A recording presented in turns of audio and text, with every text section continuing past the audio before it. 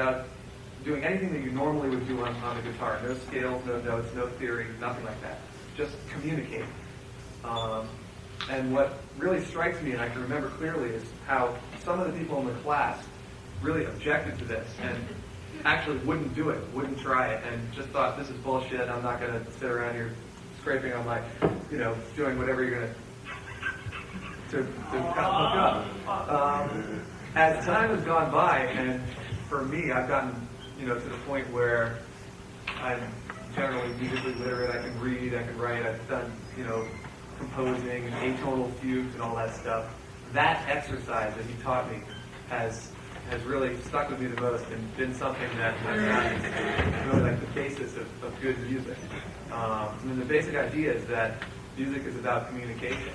And, if you can get over that first hurdle of just connecting with somebody on some very simple level, that's what people are going to react to when it comes right down to it. Now, if on top of that, you can, advance and learn all the other stuff that you can learn in any different spectrum, in any different part of music, then all the better. It's going to be an improvement, but that's the first step. The way we do things in our band now,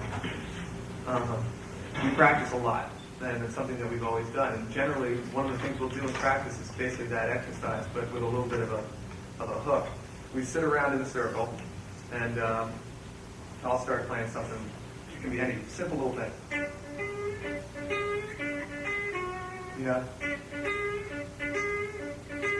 And then everybody else comes in, the other three members, with something that's very simple and then make some sort of a pattern that is music.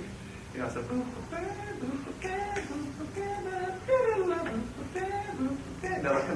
we get all that going until we have a pattern that we all feel like is working. At that point, the person on my right, since I started the exercise, says, hey. Everybody says, hey. And then Mike, who sits on my right, it's his turn to slightly modulate whatever pattern we have going. So let's say I had started, and he was going, or something like that. He might change it to minor or add one more note, something very simple. At that point, everybody in the room has to change their little part of the exercise to fit with his. The idea here is, and when you settle into a new groove, after you've modulated, everybody's modulated into the new groove, everybody screams, hey. Okay, it sounds weird, but maybe sometime we can actually try this. To use it as an example, I get 3 people up here sometime during the day, but you wouldn't believe, in order to do that exercise, you have to be consciously listening to everyone in the room, not just yourself. I think most musicians have, myself included, have times when you're just introverted, you're thinking about the scale you're playing or what a cool riff I'm playing, and you're not really paying attention to what the drummer's doing. You might be paying attention to what the bass player's doing, but not necessarily the drummer. In order to do this exercise, you have to be listening actively to everyone else that's playing, because you can't move on to the next segment until everyone else in the room has come up with a little phrase that fits in with your, making a sum total of the whole. And it gets going. When you get going, it's going around in a circle, and the thing just keeps changing and changing and changing and changing. It's really an amazing thing. Like I said, all of this grew out of what Barry had taught me that day in that class, and something that seemed like an incredibly simple thing, but turned out to be very important. Anybody has anything they want to say? Just speak up or ask a question. Yeah. During that exercise, what would he do? Well, he's just doing it. He was a big problem, and for those of you who have heard of him, he's a big problem. I know there's a lot of people up front. I don't know how many of you all around have heard Fish, the band, but we do a lot of improvising. And our drummer, his tendency, he's really all over the place. Basically like a jazz drummer. I think a lot of times in jazz you might find the bass player kind of holding down the groove and the drummer going off a little bit, the bass player's walking. As opposed to rock, a lot of times you have the drummer really laying it down and the bass player might be doing something a little more out there. Our drummer is really a jazz drummer at heart playing rock. He goes all over the place.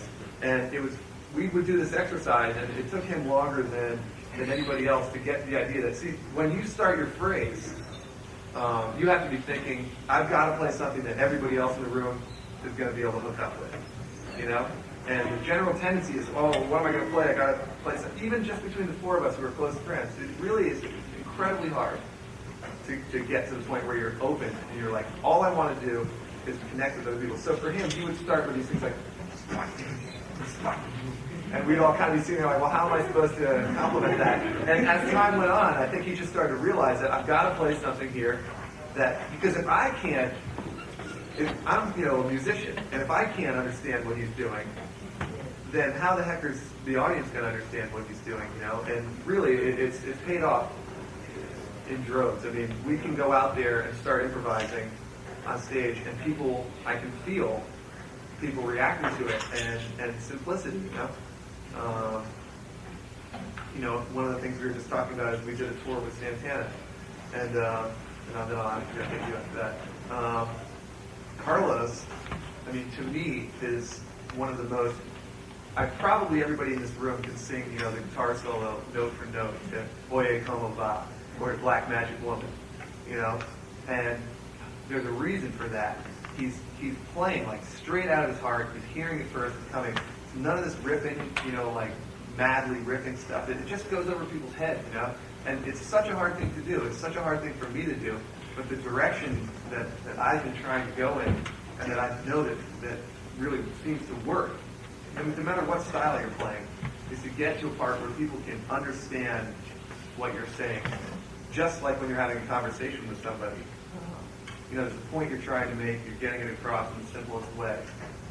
So, something that Carlos does really well, I think. I mean, just nails you in the heart with that one note, or B.B. King or somebody like that.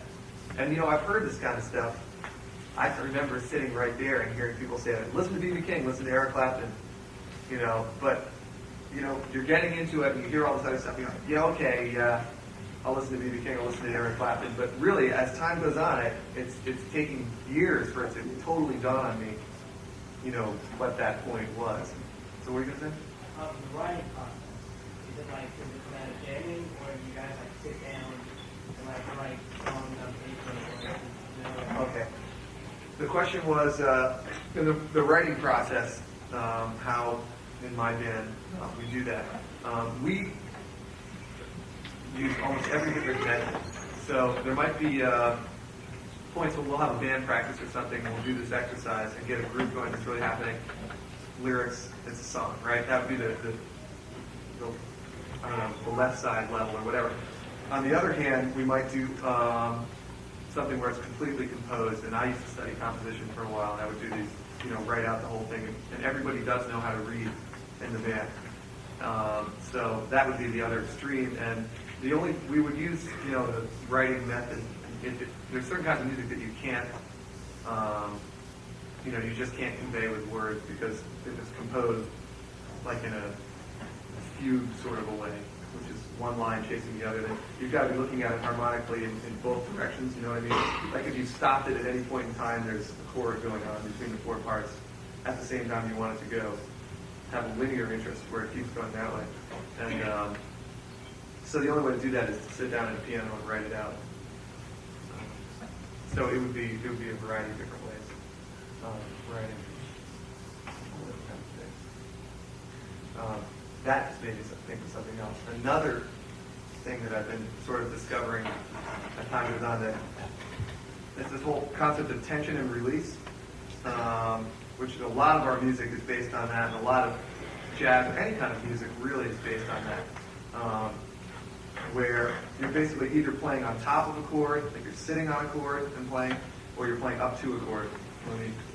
So like if I was playing an E minor or something, I'm just playing, I could either be playing this E minor scale, I'm just basically sitting on it, or I could take it. What I like to try to do most of the time is sort of take people on some kind of a musical journey, and the way to do that, what I found, is basically using tension and release. So if I started saying,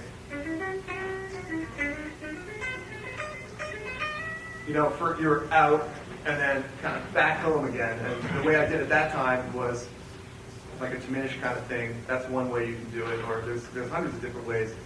I think pretty much what I've found is based on, like if you take a tritone, which is splitting the octave in half, okay.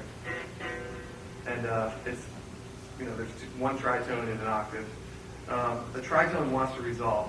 The tritone is basically the basic building block of music, Western music, as far as I'm concerned. If you hear that tritone right there, if you move each of those notes out the half step, you'll hear this. It resolves, right? If you move them both in a half step, it resolves to a different chord. So anytime you've got that tritone relationship, you've got tension. This is tense. This is resolved, right? The tritone is in the dominant seventh chord. That's inherent in the dominant seventh chord. So basically, anytime you have a dominant seventh chord, you have a chord that wants to resolve and go from tension to release. And that, it might seem complicated, it might seem simple to some people, but it really is basically simple, and that is something that a power that you can use when you're improvising to take people all over the place. The ultimate would be in jazz, there's progressions. You can take a blues form, a simple 12-bar blues form, and substitute these dominant seventh things coming down and basically sound. It sounds like a chromatic scale going down, and it's basically this kind of dominant seventh chord going like that. The idea is, for me, you can use that. I mean, I don't want to get too complicated here, and I feel like I might be doing that already. But the simple germ of the idea is that you can take people out into like tense land, or you can bring them back into resolved land. And personally, I'm thinking about that constantly while I'm playing. I'm not thinking, because the other thing is I try not to think about anything when I'm playing. Just make the mind go blank and let the stuff pour out of you. But there is, when I'm practicing or when I'm conceptualizing, that's basically, and what we do as a band, and we practice doing so that everybody's doing it. You can really bring people out on a limb and hold them there for a while and then take them back. Maybe I should try to give you an example of that.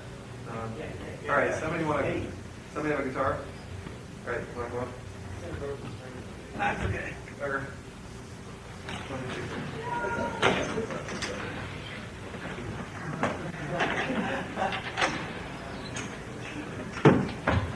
You got it. Okay, let me get mine. I got it. That's okay, as long as you can strum some chords. We'll just do this acoustic. This guitar. Keep this on down.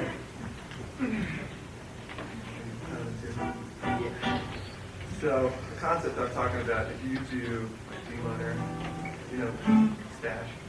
Sure. Okay. So it's D minor. Yeah, just play that. So he's basically playing like this 2-5-1, the minor thing. This is a chord progression that I stole from a jazz tune called Jump Monk, and by Vegas. Great song, and maybe we can get a real book from somebody over there. We can play that one during the concert tonight, so we can kind of continue this into the concert. So you go ahead and play that progression. The idea here would be that, tell me if you can hear me earlier. You guys hear me in the back? Okay, I take it down a little bit so I can play that. Okay. Yeah, keep going. Just down and here in the room. So I can kind of sit on D minor here.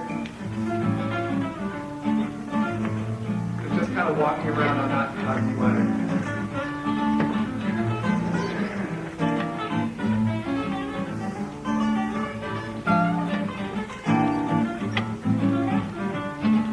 That's basically sitting there. Now I'll do it again, but this time I'm going to take you out kind of into what I call tension land. Hang out there for a while and then bring you back to D minor. It should be more interesting. Good.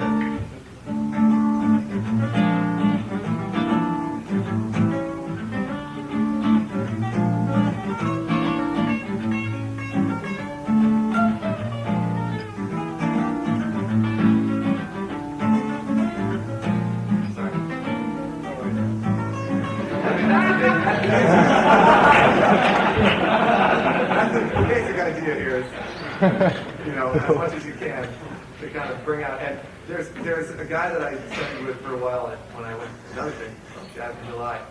Ted Dunbar, his name is, and he wrote a book about this. And his book is 23 different scales that have a tritone in them, basically resolving to some chord. So if you're in C, then it's a G7 chord, but you get a C. So the tritone is basically F and B, right? And F and B goes out to that resolved to C. He wrote a book with 23 different scales that have that tritone in it, and each one of those scales, because it has the tritone, creates tension leading the ear to C, back home to that C chord. And if you can take this in lots of different ways. And basically, I'm in a rock band here, so if you're thinking, well, this is jazz shit, and I want to play rock, and it comes from jazz. But if you don't like jazz, or if you like to listen to jazz but you don't want to play jazz, there's stuff that jazz has to offer for any rock player. I don't care who it is, Mike McCready or Pearl Jam or somebody. You're going to learn from it because it's going to teach your ears about harmonic motion. And this is a good example. It's basically all based around this concept. So, what was I saying? Oh yeah, you can take it to any level. If you were playing like a 4-chord song like that, right? I was basically just doing a simple thing where I was kind of going D, D minor kind of stuff, and then I would say like A7 or A7 flat 9, that kind of thing, back to D minor as a simple tension. If you're really advanced, which is like the stuff that Ted Dunbar is doing, who I learned this from, you could be doing that same concept on each one of the 4 chords. So you're playing on D, because D minor, B flat, D minor 7 flat 5, A7 flat 9, which is basically 2 5 1 to D minor. You could be doing that tension and release thing on every chord, and he does that kind of stuff. I haven't been able to. Yeah. A lot of Fish's music encompasses like a bunch of different styles, or at least like alludes to that, like jazz, country, funk, hard rock, and different things. And it sometimes happens to me like you're trying to parody those styles rather than play them directly. Is that your intention? That's definitely not our intention, though. I could see how that could that might come across that way. Really, the way that whole thing started happening was just basically from everybody in the band having a anything goes attitude. And in the beginning, I remember there were certain kind of camps among the four. It's like, well, I like jazz, I like classical, and I would come to a band practice and say, well, I want to play a jazz song, and somebody else in the band would say, well, if you want to play a jazz song, I want to play Uncle Pen, by Bill Monroe. You had to kind of give and take, and over time, really, it isn't supposed to be. We were actually trying our best to play those styles, but maybe the reason it comes across that way is we actually never really set out to be great in any of those styles. I think we really learned them as tools to be able to play our own music. So like the song that I was just playing, Stash, like that beginning section.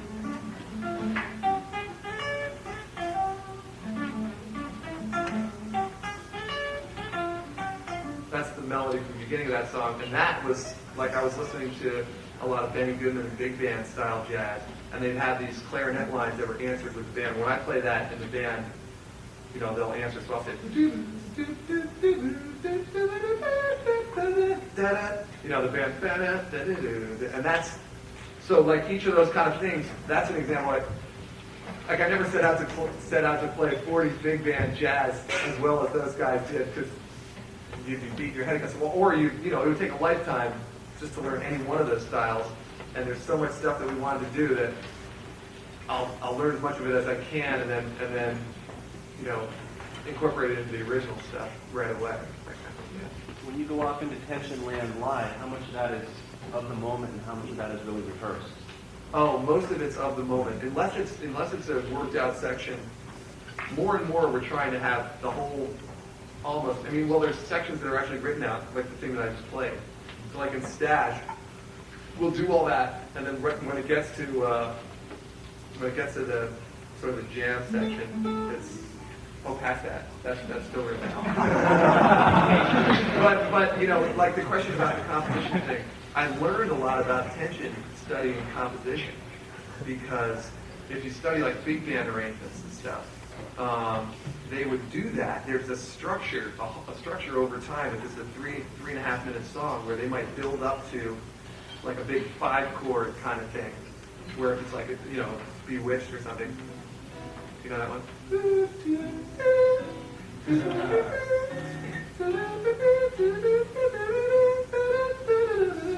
Like Benny Goodman or something like that would take this, or Eddie Sauter, who was his arranger, would take this song, simple little melody.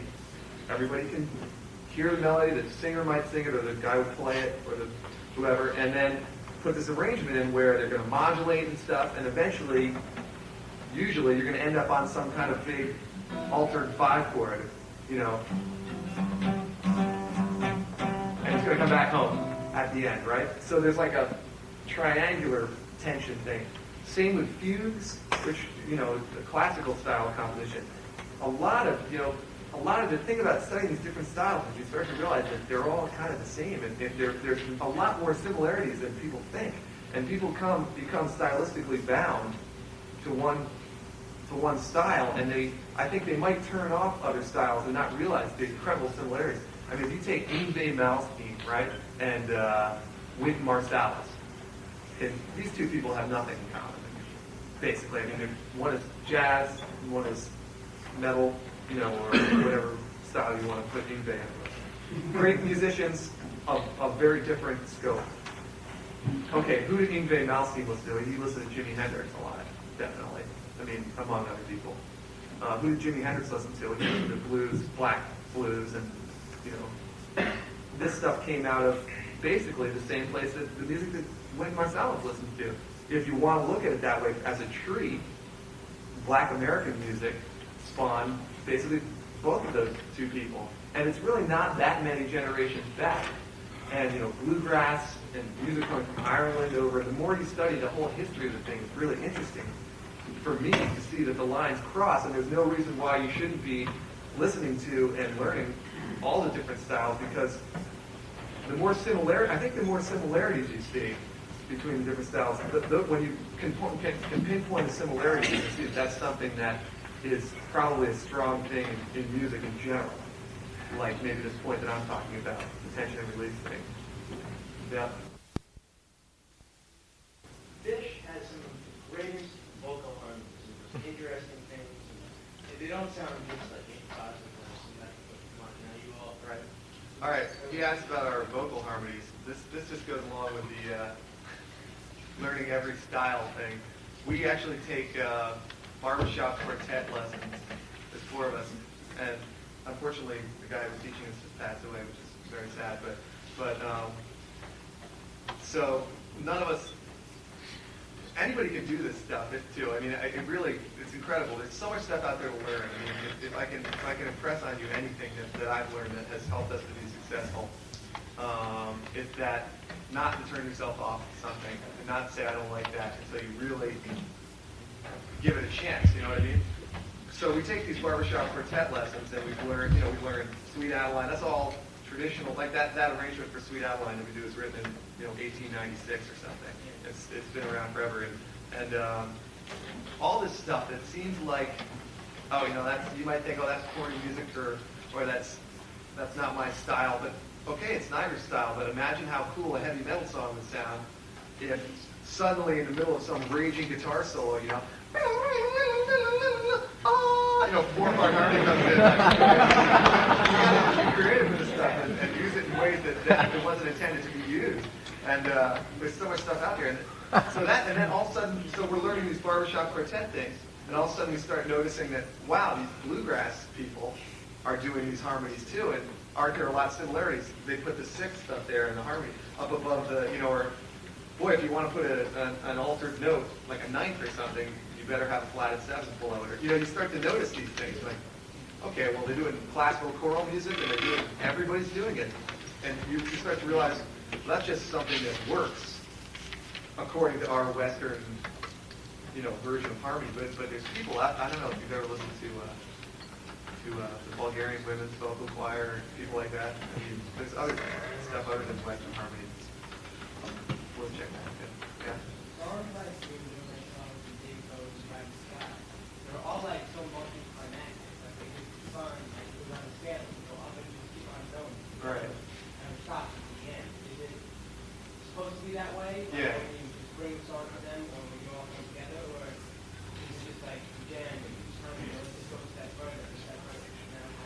Okay, he's asking about basically the tendency that we have in this band to have these things kind of build to climaxes and keep going to more and more and more climaxes. And some of these songs are, I don't know, like I said, I'm not sure who's heard what, but some of the songs, the one that he was just talking about is a pretty long song. It's got a variety of different sections that sort of build on each other, finally peaking out in absolute mayhem, that kind of thing. Starting off with a very quiet, four-part sort of classical thing and building up. And I think it's just a tendency, and because now you're saying that, it's something that, like I said, I think about in improvisation, and I think about in composing too, that to me, that's one of the beauties of music, is the ability through a variety of means, some of them purely harmonic and some of them energy, of bringing people up to a climax, you know, and then dropping them off, and then hopefully bringing them up to another one. Okay.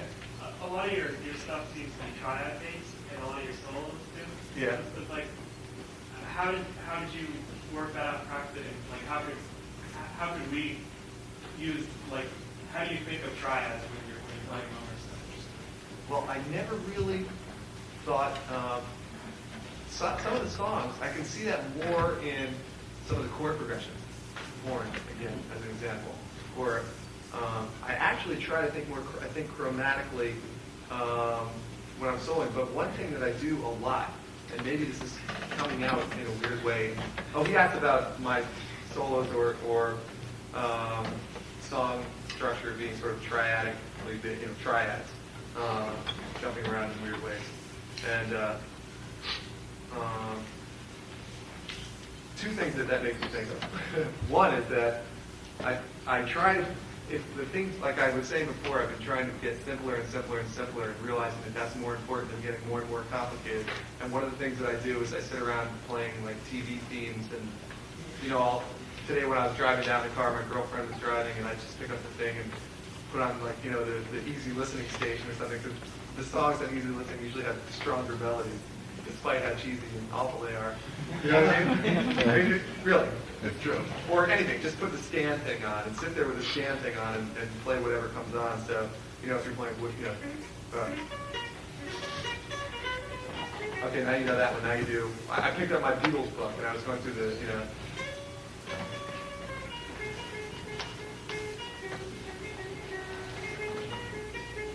Just that, you know, and then go to the next one. What's it? Across the Universe is followed by, I don't know, And I Love Her or something, you know, whatever. And you just do that and that. And I think maybe that style of playing is sounding like, because it's simple little phrases and in a big, thick, heavy texture of jamming, I think hopefully trying to play that way is coming out more sounding like a triad kind of thing. But the other thing that you just said, actually I've been noticing that a lot of modern, like thrashier type, or grungier type rock music, like Pearl Jam and Nirvana, the chord progressions that are kind of stylistically in these days are these triads jumping around major thirds. So like if you had It Smells Like Teen Spirit, you know. Okay, if you have Alive by Pearl Jam, you know.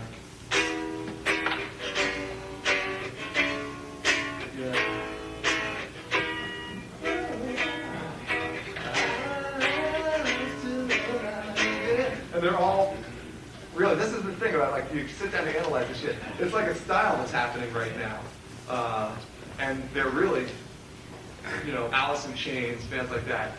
These jumping up major thirds with triads. Okay, so then I'm sitting there the other day playing around with that. You can do things with that. It's hard to play over that progression, really, if you think about it. And, so you can, so I was doing, if it's, you know, E, G, E, you could do like,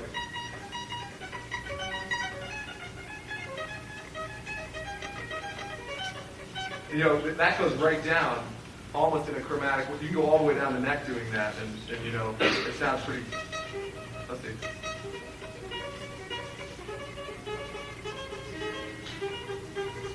Let's see. That's just with those, you know.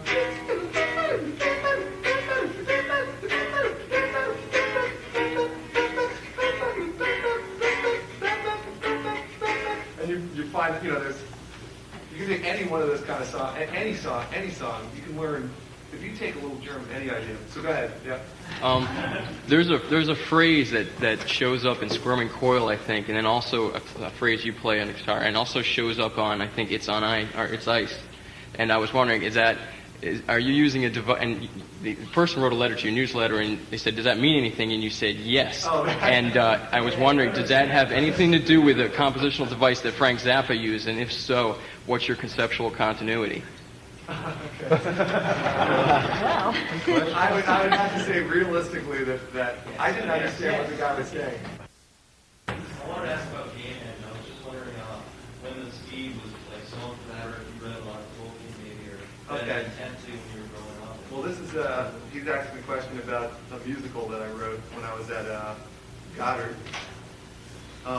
which is this very strange and small alternative school in Vermont, in the woods in Vermont. There was about 35 or 40 people on campus when I went there. And, they basically design your own program and this whole kind of thing. You know, sweat lodges and stuff like that. And I wrote a musical. I had written children's music with my mother. This kind of comes into play too, but I don't know. I used to write children's music with my mother. She wrote Sesame Street magazine for 7 years, and we would do songs together. I did the music, she did the lyrics, that kind of thing, and we had a couple albums published. And then we wrote a musical, which was a TV children's musical, which never got produced, but some of the melodies and stuff actually ended up in fish songs. One of them was the one you said from Lizards, which actually used to be a song called If I Were a Dog.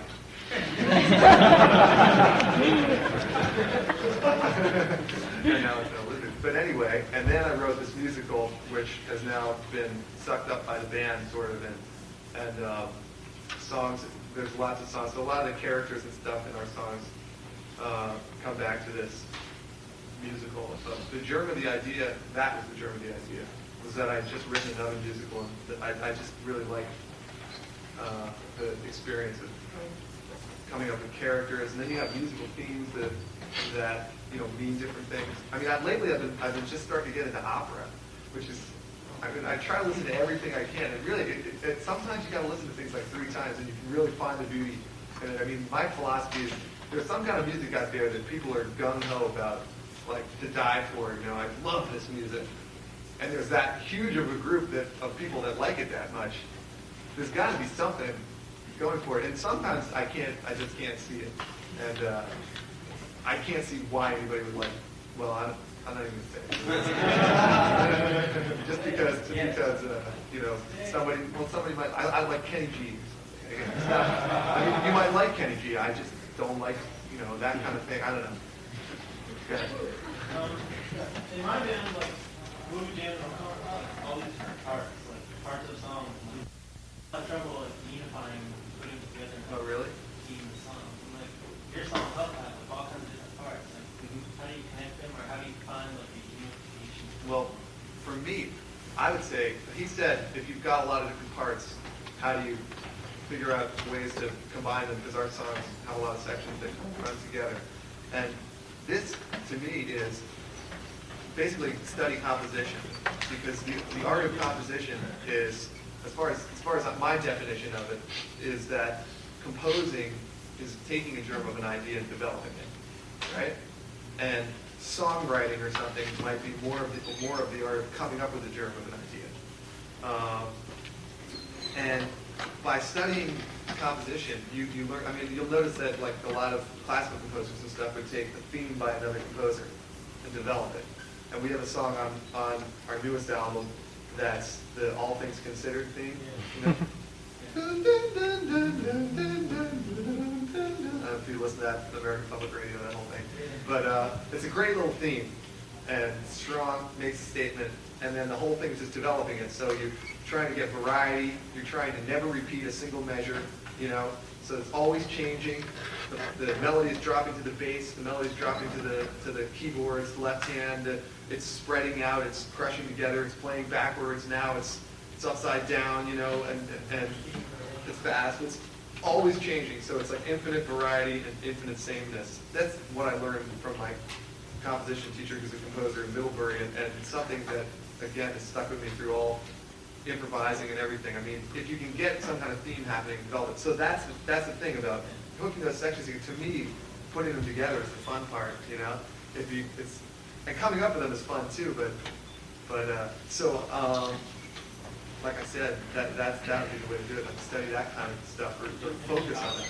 Did you study composition in college? Where I went to school was not a music school. It was like a liberal arts school. So what I did was I went here for one summer, and I went to Jazz in July for one summer, which is another kind of a jazz workshop, and that was later. And I found a composer who was a working composer, not a teacher, just a great guy. And I just searched out for this, and I spent a lot of time looking at it, talking to different composers. There's composers out there. It's for composers these days. It's tough. It's a tough road, and a tough world, and with Reagan and the whole, the arts are not getting money the way they were at some points. But it's always been a struggle. They're not getting money, and that's where it's hitting.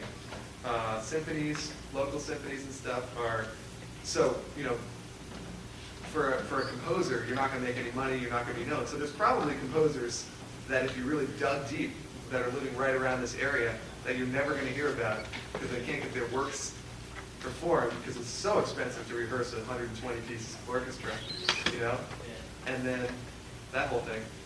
But that's what I did. I didn't go to music school. I studied sort of I did study, but I studied the difference for me with Ernie, who's the guy I studied with, is that the first day that I walked in there, I tried to go to music school at UVM, and they wouldn't let me write anything. They wanted to wait till I was a senior to write, and I wanted to write now. I said, I want to write. And Ernie, I walked in, I sat down with him. He said, here's the well-tempered clavier. Go home and play this on the piano, which was just a monumental task in front of me. And then he said, and come back next week with a two-part invention, 35 measures long, with a one-measure theme. And I didn't have any idea what I was doing. I went home, all my parallel fits and, awful things, blah, blah, blah. Wrote the whole thing, came back, and he looked at it and said, this is terrible.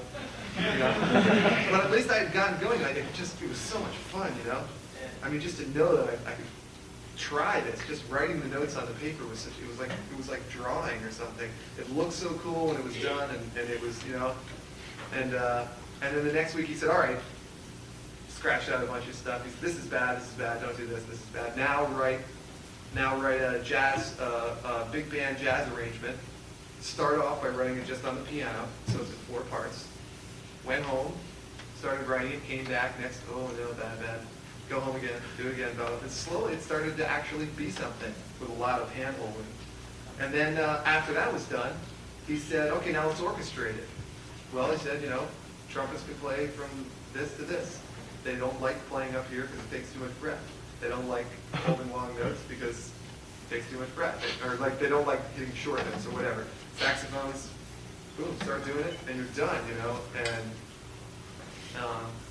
it's another thing where I've got friends in bands. John Poppin, who's in Blues Traveler, who I had this conversation with 6 months ago when they were doing their album. He's like, I really want to do a string section, but I can't do that. I was like, John, just do it. Just sit down and do it. You can sing, you can play the harmonica, blow out the string line on your harmonica, sit at a piano, blow the first note, find out what note it is, write it on the paper. It'll be wrong, and then find somebody that knows what they're doing, and he actually pay him $1,000 and tell him to redo it for you. No, and he ended up doing it, but it's on their album. Yeah. Thanks, Trey. What's that? Thanks like that. Thanks, Trey. Yeah, he thanked me for because I kicked his butt. And then after, Did you do all the arrangements when you have wild country? yeah, I did most of them. Mike did a couple of arrangements. He was asking if I did the horn arrangements for. We did a couple tour with a horn section. And yeah, and the thing is, I keep coming back to this simple thing, but really, it sounds like the more that this stuff comes out, okay, I'm doing these horn arrangements or whatever, it's really a lot simpler. I know it's easy for me to sit here and say that, but if you're feeling at any time like, oh, it's such a monument, this huge thing in front of me, learning this jazz or learning to write for horns or anything like that, it really, most of this stuff really isn't as complicated as it seems if you actually sit down and try to do it and are willing to make mistakes and willing to just put your butt on the line and do it. Like, you could come up, I don't know, there's probably people in here who don't play jazz, may not have an interest or have an interest and don't know how to do it and are very confused by the whole jazz thing.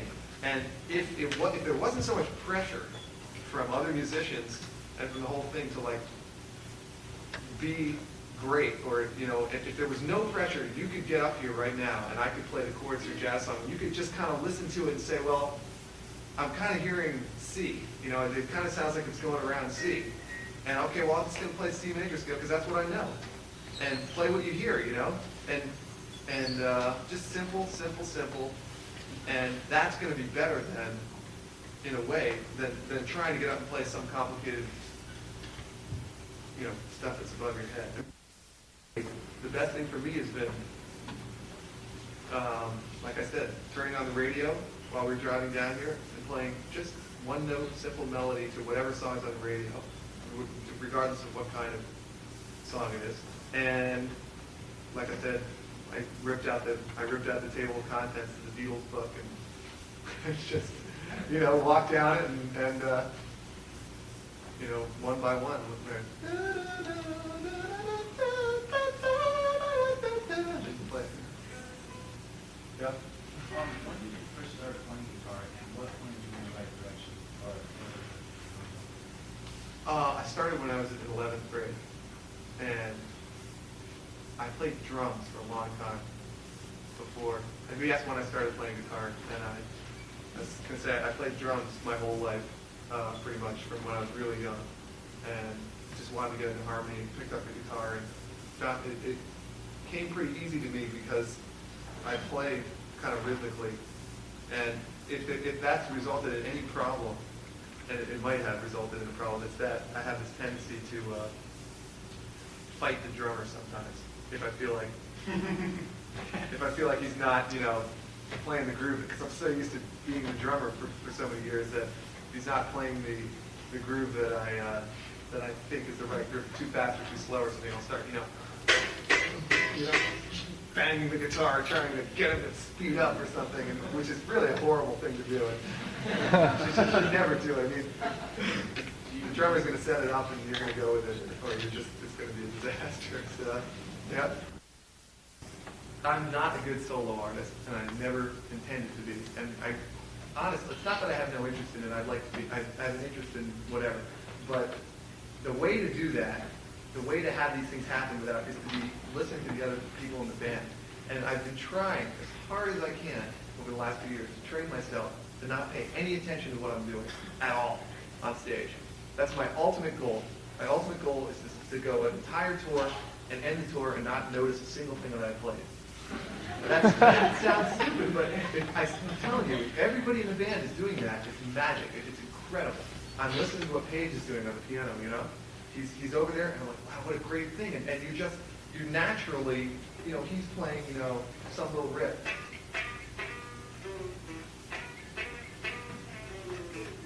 And I might hear, this is what Paige is playing, I might hear him,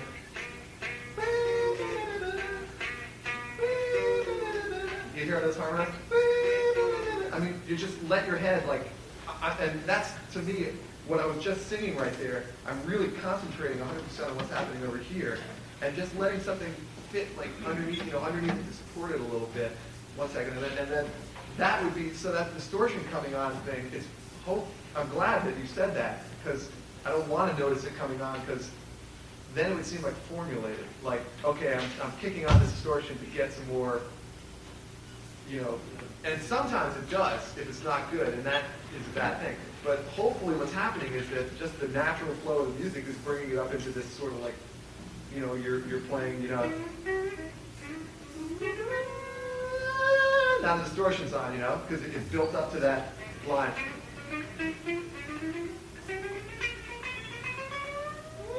Distortion comes on. Now, because you want that sustained, right? And sometimes I'll turn it back off. Like, now you're back off, you know? So just it's like the flow coming. I've definitely done a good job of, while you're getting big, not becoming too big. I.e., spin doctors, going. Right. As far as going commercial, what do you guys have in mind now? Okay, that's a really good question for those of you who are interested in this kind of thing, because we do think about this a lot. He asked about, okay, a couple of years back, were kind of often quoted in the media with some friends of ours who were in two other bands, which is the Spin Doctors and Blues Traveler. And Spin Doctors, of course, most of you probably know, woo, off the charts, 3 million records, the whole thing. And first, let me clear, and his question was, how are you, we seem to have been able to grow at a natural rate without alienating any of our fans, I hope, yet, and that kind of thing, which kind of seems to have happened with Spin Doctors. But first, let me say one thing, since I'm friends with those guys. They didn't do anything. They didn't. I hear a lot of times that they like tried to sell out or something like that. They did, but I mean they didn't. They sold a lot of records, but that's what they wanted to do. And that's the kind of song they wrote. This song 5 years ago. 5 years ago they were playing Little Miss Can't Be Wrong with Two Princes, and people started buying it. And boom, there they go. And in a way, it's kind of a scary thing because I just was with them like last week when they were playing at Stowe. And in a way, like the people who are coming to see them now are so much more interested in hearing the hits and so much less interested in hearing anything but the hits that when they start trying to do something other than the hits, there's like a dead feeling in the audience, which makes it very hard to improvise or to do anything because you feel that people aren't digging it. And you're like, well, screw it, but they're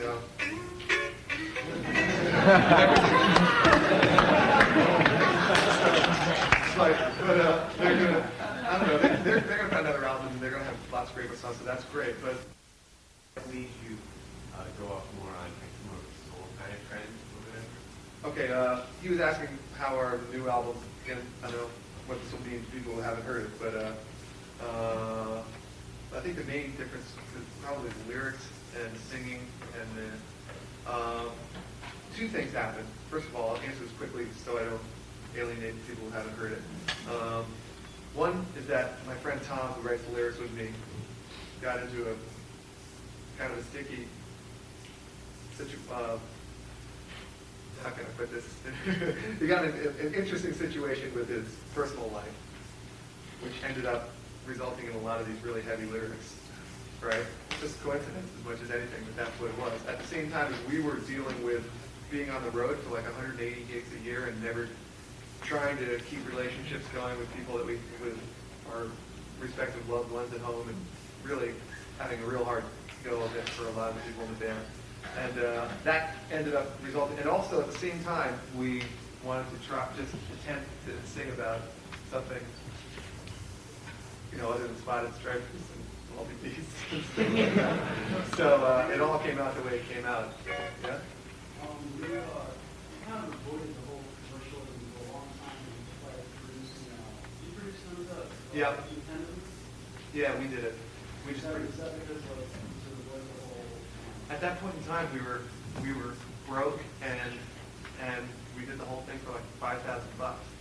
So compared to, just so you know, this is probably of interest to people about how did a band of 4 people who didn't have anything on the radio get to a point where we're playing in these, sheds and stuff and touring and the whole bit.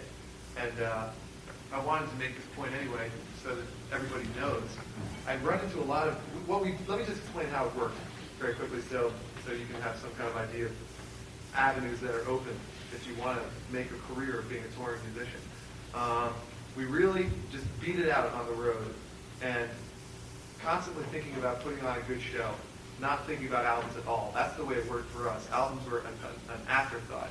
Everything was live show, better, practicing improvising, practicing singing, doing whatever we could, but spending our money on a light show, on getting the sound better, getting a good sound engineer, that kind of thing. And slowly, work our way into bigger clubs, and eventually it got to the point where we were touring the whole country, and we were playing in sizable places, and record companies just,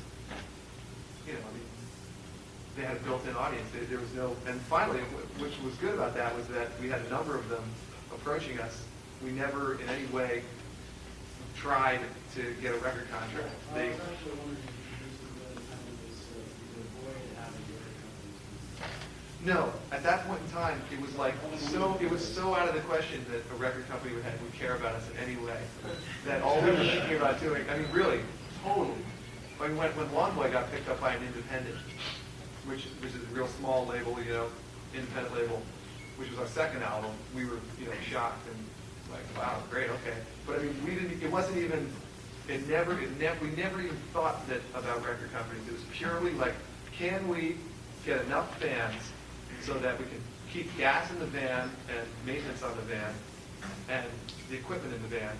That's all we need. We'll sleep on the floor, we'll go in, blah, blah, blah. And went on. And then, later, I think it was Picture of Nectar was the first time, which is our third album, when these major labels were coming around, that we started saying producer or not producer. Like we really, had never even entered our minds about that kind of thing.